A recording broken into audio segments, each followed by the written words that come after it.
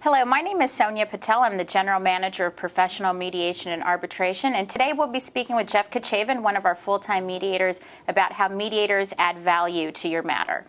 And Jeff Kichaven's been a full-time mediator since 1996. He's an honors graduate from Harvard Law School, a Phi Beta Kappa graduate from Cal Berkeley, and he was named California Lawyers Attorney of the Year in ADR, and he's actually also taught the master's program at Harvard Law School. The master class for mediators. The master class for mediators at Harvard Law School.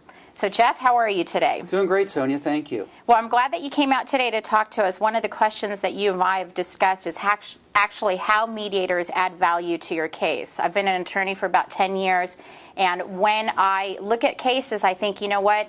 Is my case ready for mediation, and is mediation actually what I need? So I thought maybe I'd broach the topic with you today so you could fill me in on what mediators can do for cases that will enable me to make decisions about when I should mediate and if I should mediate.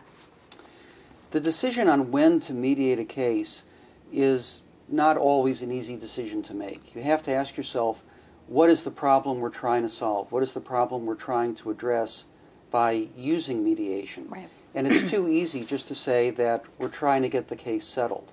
It's more important to ask, what are the reasons we have not gotten the case settled so far? Is it a matter of exchanging information among people? Is it a matter of getting the objective opinion of someone else to help us evaluate how a case is likely to turn out? Is it a matter of allowing attorneys and clients to understand each other better? Many times, attorneys have a difficult time getting through to their clients what the true strengths and weaknesses of the case are. Very true. The possibility of losing as well as the possibility of winning, so we can help lawyers get the analysis across to their clients. And we can also help the clients get across to the lawyers the other factors that the clients are taking into account in terms of whether the case ought to be settled or not. We talk about such things as where the litigation fits into the rest of the client's career and life, the client's attitude and orientation toward risk, and by improving the communication, making sure that the lawyers get understood better by the clients and the clients get understood better by the lawyers, it's oftentimes easier then to negotiate a settlement with the other side. Some of the things that you've said, and I'd like to focus specifically on some of the items that you just responded to. One of it is, I know by personal experience, I have difficulties advising my client about some of the pitfalls of our cases because they don't want to see it or they don't want to hear it, or I don't want to tell them.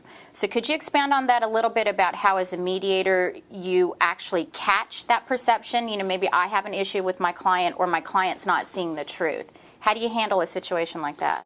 It's very important, Sonia, in the preparation process for mediators and lawyers to communicate about these things. A mediator is much better able to help a lawyer if the mediator understands exactly what the help is that the lawyer needs. Right. So one of the most important steps in preparing for a mediation is for the mediator and the lawyers to have telephone calls before the mediation takes place. Because there are things about every case that lawyers will just not be comfortable putting in writing. True. And those are oftentimes the most important things for the mediators to know in order to be most helpful in meeting the challenges that the particular mediation poses.